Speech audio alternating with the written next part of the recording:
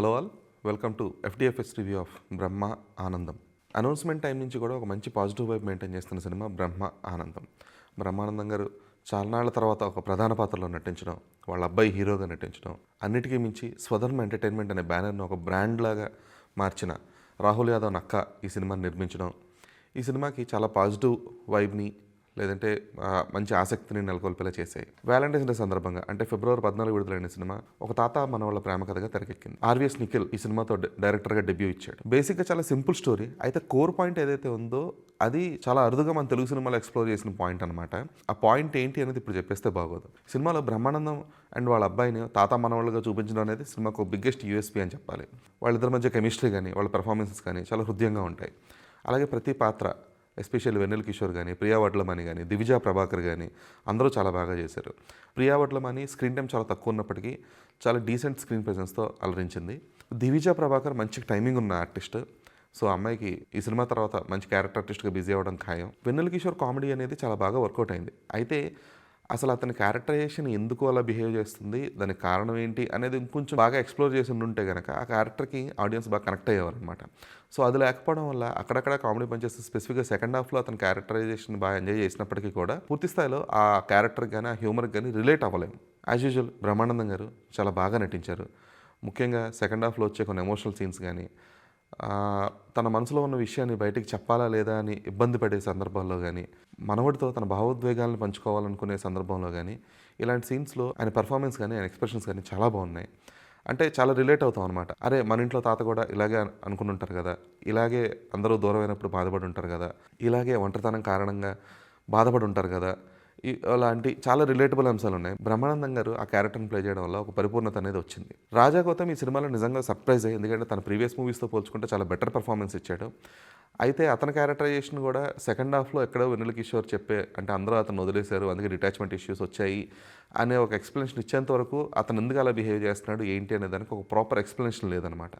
అందువల్ల ఫస్ట్ హాఫ్లో కూడా మంచి పెర్ఫార్మెన్స్ ఓరియంటెడ్ సీన్స్, అంటే ఫర్ ఎగ్జాంపుల్ కొండ మీద తన బాధ అంతా వెళ్ళగక్కునే సిచ్యువేషన్ కానీ, ఈ రకరకాల కొన్ని సీన్స్ ఉన్నప్పటికీ కూడా అది ఎక్కడ కూడా ఆడియన్స్ కనెక్ట్ అవ్వలేకపోయింది. ఎందుకు అంటే ఆ క్యారెక్టర్ ఎందుకు అలా బిహేవ్ చేస్తుంది, దాని బ్యాక్ స్టోరీ ఏంటి అనేది ప్రాపర్గా ఎలివేట్ చేయకపోవడం వల్ల. ఈ సినిమాలో ఇంకో సర్ప్రైజ్ ఎలిమెంట్ తాళ్ళూరు రాజేశ్వరి గారు, చాలా సీనియర్ హీరోయిన్ ఈవిడ. ఈ సినిమాలో ఆవిడ ఒక మంచి పాత్ర పోషించారు. అయితే సేమ్ ఈ పాత్రకు కూడా ప్రాబ్లం ఏంటి అంటే, ఆవిడ పోషించిన పాత్ర బాగున్నప్పటికీ కూడా ఆ పాత్ర తాలూకు బిహేవియర్ ఏంటి, అసలు ఎందుకు ఆ నిర్ణయం తీసుకుంది, ఆ నిర్ణయం తీసుకోవడానికి గల కారణం ఏమిటి అనేది ఇంకొంచెం ప్రాపర్గా ఎక్స్ప్లోర్ చేసి ఉంటే కనుక ఈ సినిమా ఖచ్చితంగా అందరికీ కనెక్ట్ అయ్యేది. సో టెక్నికాలిటీస్కి వస్తే శాండిలియా మ్యూజిక్ డైరెక్షన్. సో అతను అందించిన పాటలు ఆల్రెడీ విన్నాం. ఆనందమానందమయ్యే పాట సాహిత్యపరంగా కానీ లేదంటే సంగీతపరంగా కానీ చాలా బాగుంది.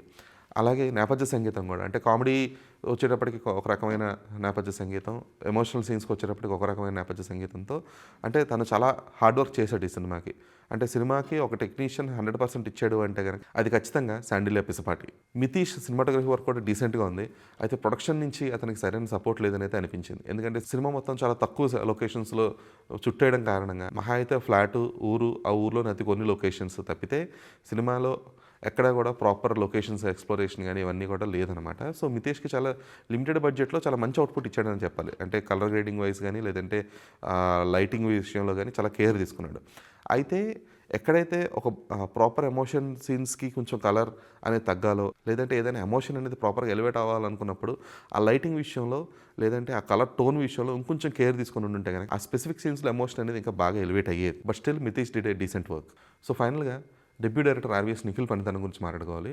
బేసిక్గా నిఖిల్ రాసుకున్న ఒక కోర్ పాయింట్ ఏదైతే ఉందో ఆ కోర్ పాయింట్ నిజంగా క్లాప్ వర్తి.